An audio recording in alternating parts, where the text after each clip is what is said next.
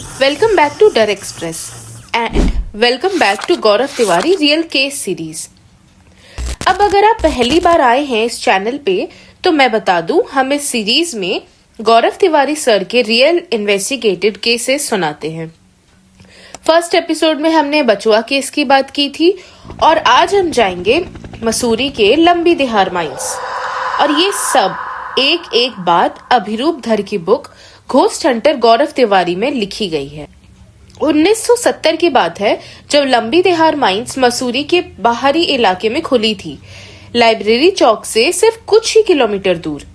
तो वो एक खुशी की बात थी क्योंकि लोकल लोगों को काम मिला, मसूरी और आसपास के गांव के लोगों को रोजगार मिला। हर वर्कर के साथ एक परिवार का फ्यूचर जुड़ा हुआ था। माइन से लाइमस्टोन्स निकलते थे, लेकिन जल्द ही ये जगह एक डेथ ट्रैप बन गई क्योंकि कोई सेफ्टी मेजर्स नहीं थी, कोई रूल्स और रेगुलेशंस नहीं थी।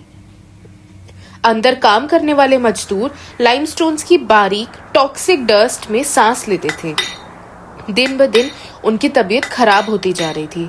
सिलिकोसिस एक मेडिकल टर्म है जिसका मतलब खदान या कंस्ट्रक्शन साइट्स या फिर कारखाना में उड़ने वाली सिलिका धूल फेफड़ों में जाकर जम जाती है, जिससे सांस लेने में भारी दिक्कत होती है। धीरे धीरे ये एक गंभीर, लाइलाज और जानलेवा बीमारी बन जाती है और फेफड़े काम करना बंद कर देते हैं। खून की उल्टी होती है और अटूट दर्द होता है। इससे जो मजदूर वहां काफी वक्त से काम कर रहे थे वो एक एक करके बहुत दर्दनाक मौत मरने लगे। ऑफिशियली सुप्रीम कोर्ट के ऑर्डर पे माइंस बंद हो गई, लेकिन तब तक हजारों जानें जा चुकी थी और शायद इनकी आत्माएं आज भी वहीं पर हैं। तब से लंबी दिहार माइंस की कहानियां शुरू हुई। लोकल्स कहते हैं सिर्फ रात को नहीं, दिन के उजाले में भी रोने और चीखने की आवाजें आती हैं, जैसे कोई दर्द में हो, जैसे कोई मदद मांग रहा हो। काफी लोगों ने वहां एंटिटीज देखी हैं। कुछ साल पहले की बात है जब एक लोकल आदमी अपनी गाड़ी से रात को लंबी दिहार माइंस के पास से गुजर रहा था। सड़क के किनारे एक आदमी खड़ा था जो लिफ्ट मांग रहा था। ड्राइवर आगे निकल गया, वो रुकना नहीं चाहता था, लेकिन थोड़ी दूर पे वही सेम आदमी फिर खड़ा था। वही चेहरा, वही कपड़ा, लिफ्ट मांग रहा था। ड्राइवर ने एक्सीलेटर दबाया और गाड़ी भगाया और थोड़ी दूर पे तीसरी बार फिर से वही आदमी। ड्राइवर इतना डर गया कि फुल स्पीड में वो अपने घर मसूरी पहुंचा और अगले ही दिन उसने उत्तराखंड छोड़ दिया, हमेशा के लिए। एक हेलीकॉप्टर वाला इंसिडेंट भी रिकॉर्ड हुआ। एक हेलीकॉप्टर बिल्कुल ठीक लंबी दिहार वैली के ऊपर से गुजर रहा था और अचानक ऑल्टीट्यूड गिरने लगी, जिससे हेलीकॉप्टर क्रैश हो गया। रिपोर्ट में पायलट एरर लिखा गया, लेकिन लोकल्स जानते हैं क्या हुआ था सच में। और कई बार तो ट्रक्स और गाड़ियां भी रात को उस सड़क पे एक इनविजिबल फोर्स की तरफ खींची चली जाती है, खाई की तरफ। इस जगह के बारे में एक और लेजेंडरी स्टोरी थी कि एक डायन, एक औरत की प्रेजेंस जो इस माइंस को प्रोटेक्ट करती है या इन सारी आत्माओं को कैद करके रखती है। कोई नहीं जानता सच क्या है। गौरव तिवारी सर ने लंबी दिहार माइंस कई बार विजिट किया था और हर बार उनके साथ उनका खास दोस्त राज उनके साथ था। राज टेक्निकल चीजों में एक्सपर्ट था, like EMF meters, cameras, equipment, लेकिन राज थोड़ा ज्यादा एडवेंचरस था। गौरव सर ने कई बार कहा था कि भाई अकेले मत घूम, ये चीजें डेंजरस होती हैं, लेकिन राज मुस्कुराकर बात टाल देता और फिर बिना बताए किसी कॉर्नर में जाकर अकेले एक्सप्लोर करने लगता। अब आते हैं उस रात पे जब सी न्यूज एक लाइव इन्वेस्टिगेशन कवर करना चाहती थी। रियल टाइम में कैमरा ऑन, कोई कट्स नहीं, जो भी होगा सब लाइव दिखेगा। और गौरव सर के लिए ये एक अलग ही अपॉर्चुनिटी थी क्योंकि उस जमाने में पैरानॉर्मल इन्वेस्टिगेशन को लोग सीरियसली नहीं लेते थे। ज्यादातर लोग सोचते थे ये सिर्फ तांत्रिक और पंडित का काम है। गौरव जैसे साइंटिफिक इन्वेस्टिगेटर को एक्सेप्ट करना लोगों के लिए थोड़ा मुश्किल था। गौरव को पॉपुलैरिटी चाहिए थी क्योंकि अगर लोग इन्हें देखेंगे तो केसेस आएंगे और लोग बिलीव करेंगे, और जी न्यूज का लाइव कवरेज ही उनका वो इकलौता मौका था। गौरव, राज और बाकी आईपीएस टीम दोबारा दोपहर को मसूरी पहुंची। होटल में चेक इन किया, थोड़ा फ्रेश हुए और शाम को जी न्यूज के रिपोर्टर और उनके टीम के साथ लंबी दिहार माइंस की तरफ निकल पड़े। रिपोर्टर ने पूछा, हम हमेशा रात को ही इन्वेस्टिगेट क्यों करते हैं? क्या घोस्ट दिन में नहीं दिखते? गौरव ने उनकी तरफ देखा और कहा, दिन में भी घोस्ट होते हैं, लेकिन रात में इनकी ताकत और ज्यादा हो जाती है और मजा तभी आता है ना जब वो अपनी फुल पावर में हो। कैमरा रोल हुआ। गौरव ने शूटिंग टीम को कैमरा एंगल्स के बारे में भी कुछ टिप्स दिए, क्योंकि उन्हें पता था कैसे पैरानॉर्मल मोमेंट्स को बेस्ट कैप्चर किया जाए। और फिर पूरी टीम लंबी दिहार माइंस के अंदर चली गई। रात के 10:43 तक आईपीएस टीम और जी न्यूज दोनों टीम से एक एडमिनिस्ट्रेटिव ऑफिस में तैयार थी। ये ऑफिस पहले माइंस का एक हिस्सा हुआ करता था। गौरव और राज यहाँ पहले भी कई बार आ चुके थे। वो लोग इस जगह से वाकिफ थे। पहले से उन्होंने अपने इक्विपमेंट पे काफी एविडेंस कैप्चर किया हुआ था, लेकिन ये इन्वेस्टिगेशन स्पेशल थी, रियल टाइम पे, लाइव फेमस न्यूज चैनल पे।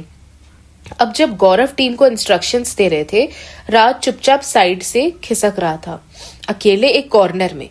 राज के हाथ में एक थर्मल इमेजिंग कैमरा था, एक वीडियो रिकॉर्डर और एक ईएमएफ मीटर। राज जब पिछली बार यहाँ आया था, उसने एक जगह नोटिस की थी, एक पर्टिकुलर एरिया जो एक टनल का दरवाजा था, जहाँ ईएमएफ मीटर पे लाउड नॉइजेस आए थे। राज को पूरा यकीन था यहाँ से पैरानॉर्मल एक्टिविटी स्टार्ट होगी। तो कुछ घंटे पहले जब बाकी टीम सेटअप कर रही थी, राज अपने एक टीम मेंबर रजत के साथ मिलके उस एरिया में पहले से ही मोशन सेंसर लाइट्स और सीसीटीवी कैमरास लगा आया था, ताकि कोई भी एक्टिविटी कैप्चर हो सके।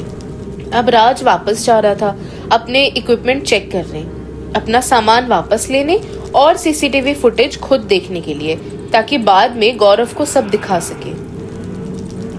जैसे ही राज उस जगह पे एंटर करता है, उसे कुछ अजीब सा एहसास हुआ। एक ऐसा एहसास जैसे वो यहाँ पहली बार आया हो।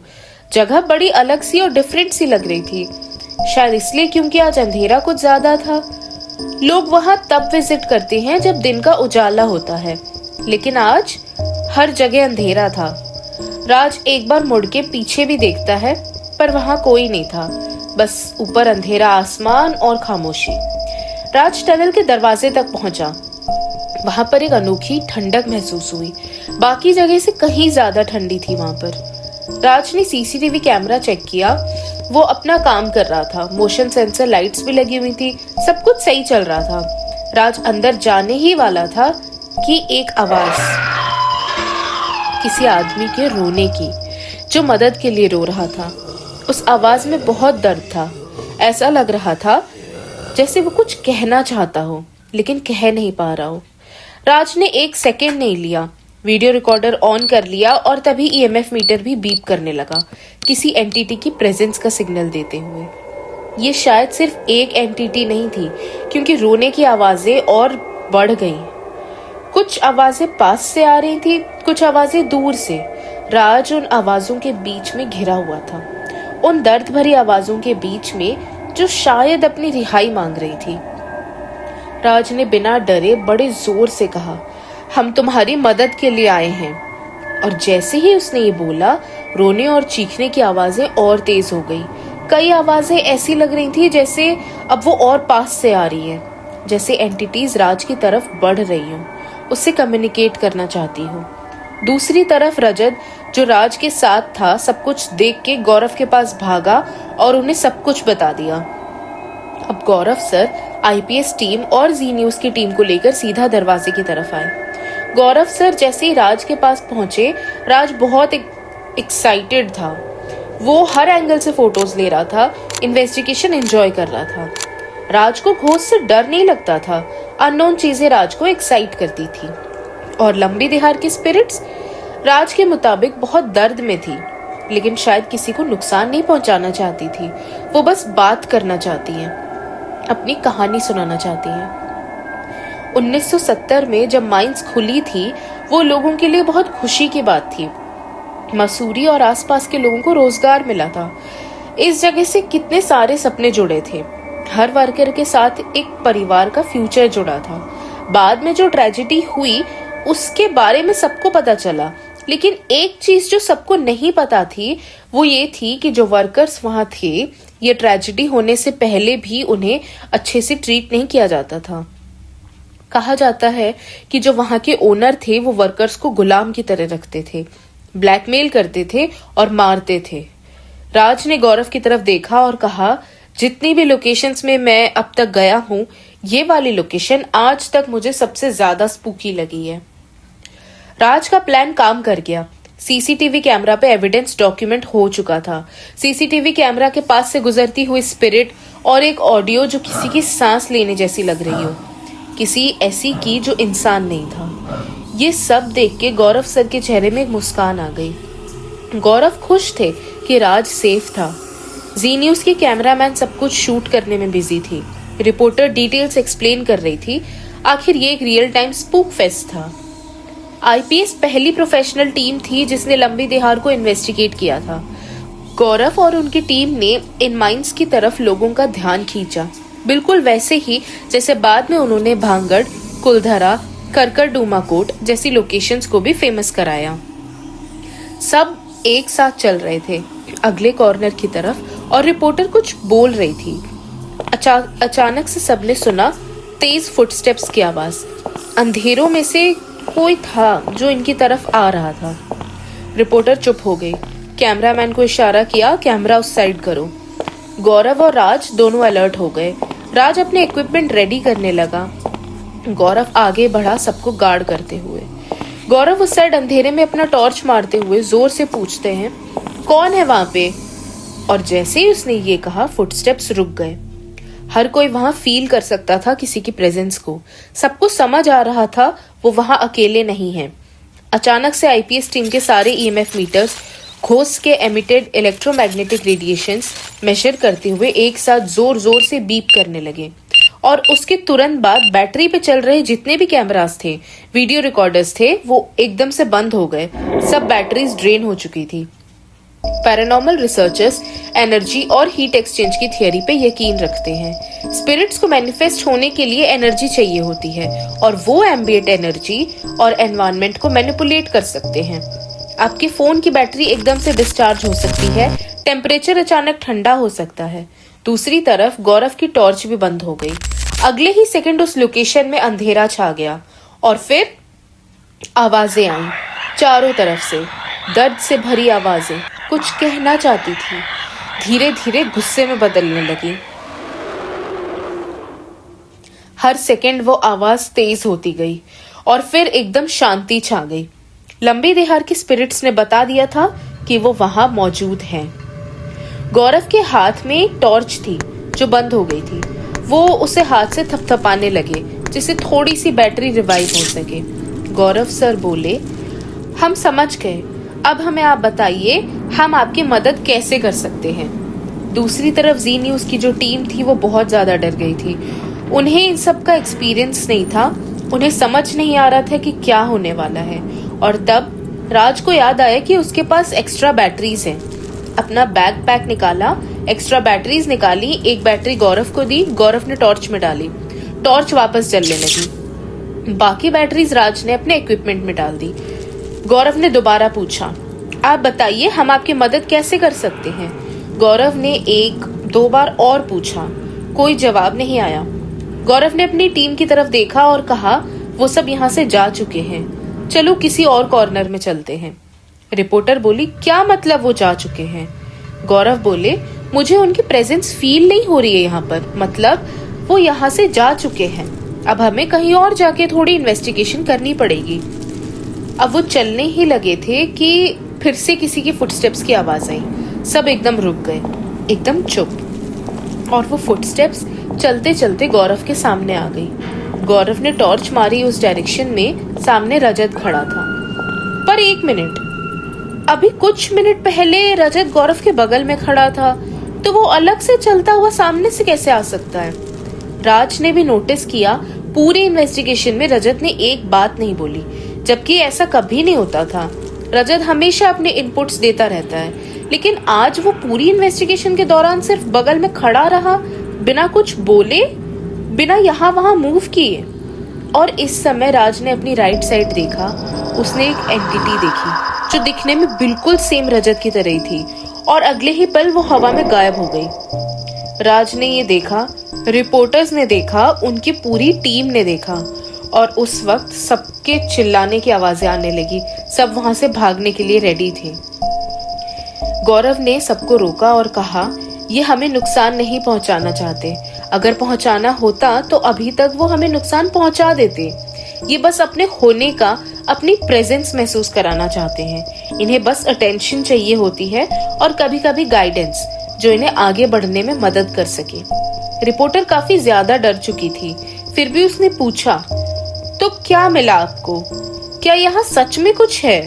गौरव मुस्कुराए और बोले, वो यहाँ पर एग्जिस्ट करते हैं, वो यहाँ पर मौजूद हैं, और यही तो देखने आए थे हम, और उन्होंने हमें ये बता दिया।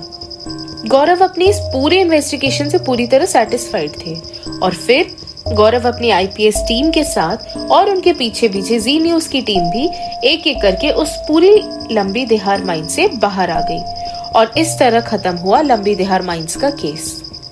ये था गौरव तिवारी का लंबी देहार केस। 1970 में खुशी से खुली एक माइन, जहां हजारों लोगों के सपने थे, जहां हजारों लोगों की मौत बहुत दर्दनाक हालत में हुई, जहां वर्कर्स को गुलाम की तरह ट्रीट किया गया, जहां उनकी आत्माएं आज भी है। गौरव ने वहां जाके सिर्फ इन्वेस्टिगेशन नहीं की, उन्होंने उन आत्माओं को एक्नॉलेज किया, कहा, हम तुम्हारी मदद के लिए आए हैं। यही गौरव का असली काम था, डर हटाना, समझना और रिस्पेक्ट करना। अभिरूप धर की बुक घोस्ट हंटर गौरव तिवारी में ये सब वर्ड बाय वर्ड दर्ज है।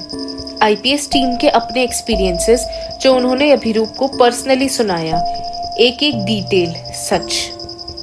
अगर आप ये बुक पढ़ना चाहते हो, लिंक डिस्क्रिप्शन में है, पढ़ो, क्योंकि ये सिर्फ एक हॉरर बुक नहीं है, ये एक इंसान की लेगेसी है। गौरव तिवारी 2 सितंबर 1984 से 7 जुलाई 2016 तक 32 साल, 6000 से ज्यादा लोकेशंस की इन्वेस्टिगेशन, और एक काम जो आज भी आईपीएस टीम कंटिन्यू कर रही है। एपिसोड 3 में हम जाएंगे एक ऐसे केस पे जो गौरव सर की लाइफ का एक और भयानक चैप्टर था। तब तक सब्सक्राइब करिए, लाइक करिए और बेल बटन को प्रेस करिए।